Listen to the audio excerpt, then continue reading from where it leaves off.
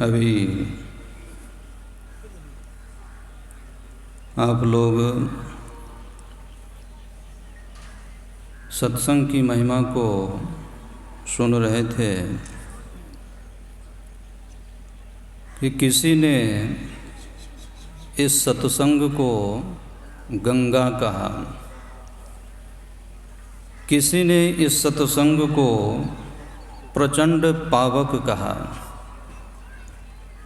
किसी ने इस सत्संग को बुद्धि योग कहा और किसी ने इस सत्संग को क्रेन भी कहा। और वेद भगवान की वाणी को आप लोग सुन ही रहे थे कि वेद भगवान इस सत्संग को यज्ञ कहा और भगवान श्री कृष्ण सत्संग को ज्ञान यज्ञ कहा। श्रेयान द्रव्यमयादज्ञाज ज्ञान यज्ञ परंतपः सर्वं कर्माखिलं पार्थो ज्ञाने परिसमाप्यते। कहा कि अर्जुन, द्रव्यमय यज्ञ से ज्ञानमय यज्ञ श्रेष्ठ होता है। विष्णु महायज्ञ ये द्रव्यमय यज्ञ हैं, रुद्र महायज्ञ द्रव्यमय यज्ञ हैं, गायत्री महायज्ञ द्रव्यमय यज्ञ हैं, अश्वमेध यज्ञ वाजपेय यज्ञ ये द्रव्यमय यज्ञ हैं। और भी जितने सभी देवी देवताओं से संबंधित जो यज्ञ हैं वे सब के सब द्रव्यमय यज्ञ ही कहलाते हैं।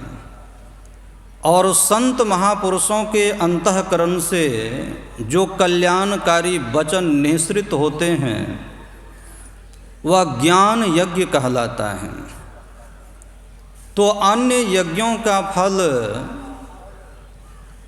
यजमान को कालांतर में प्राप्त होता है, मरने के बाद प्राप्त होता है, पर इस ज्ञान यज्ञ का फल, सत्संग यज्ञ का फल भगवान श्री कृष्ण कहते हैं कि तत्काल प्राप्त होता है।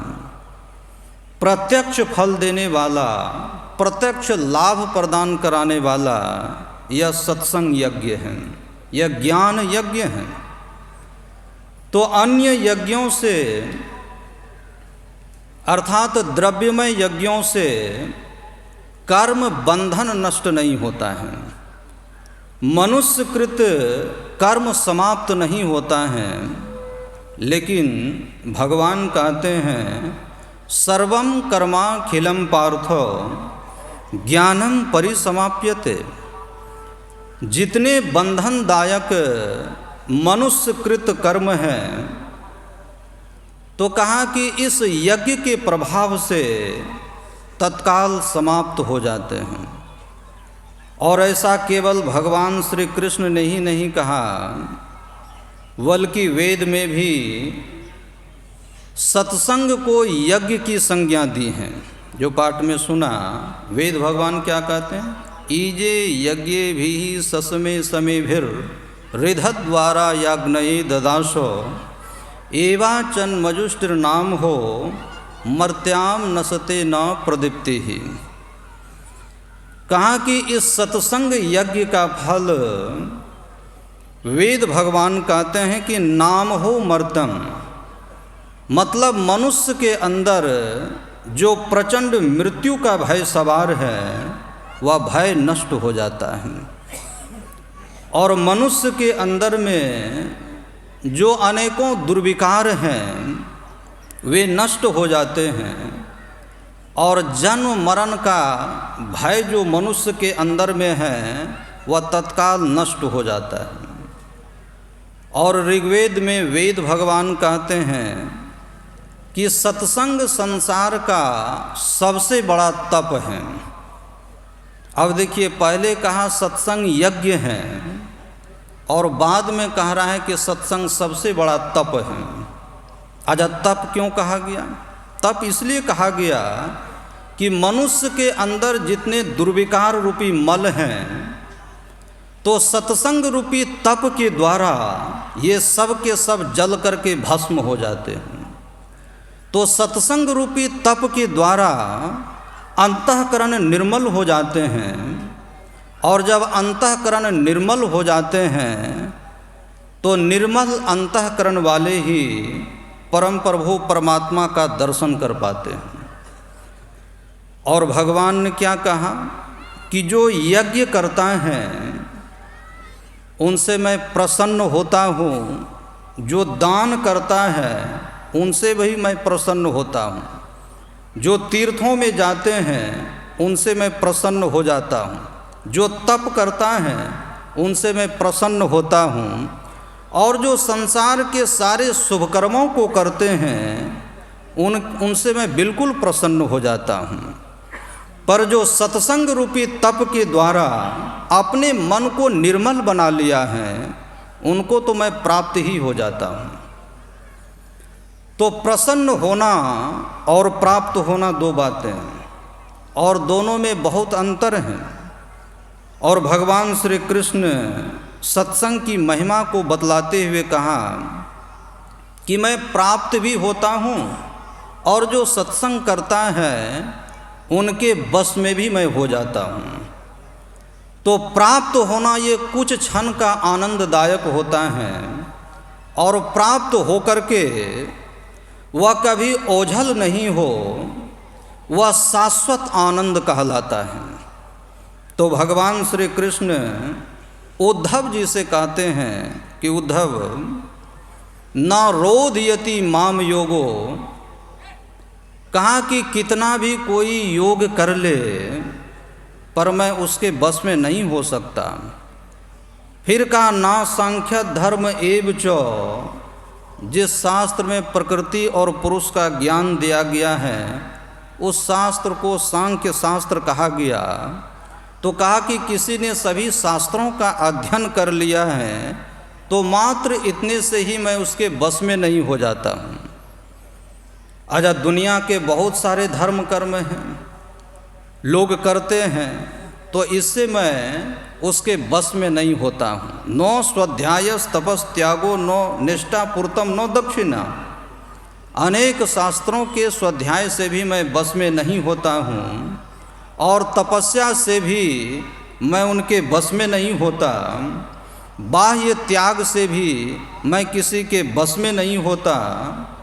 इष्टापूर्त भगवान ने कहा, लोग तालाब बनाते हैं, मंदिर बना देते हैं, धर्मशाला बना देते हैं, ये सब शुभ कर्म है, और अनेकों प्रकार के धर्म स्थानों की स्थापना करा देना। तो भगवान कहते हैं कि इस प्रकार से जो शुभ कर्म होते हैं उसको इष्टापूर्त कहते हैं। तो इन सब कर्मों से भी मैं उसके बस में नहीं होता हूँ। फिर कहा नो दक्षिणा, लोग बड़ी बड़ी दक्षिणा देते हैं तो उसके भी बस में मैं नहीं होता।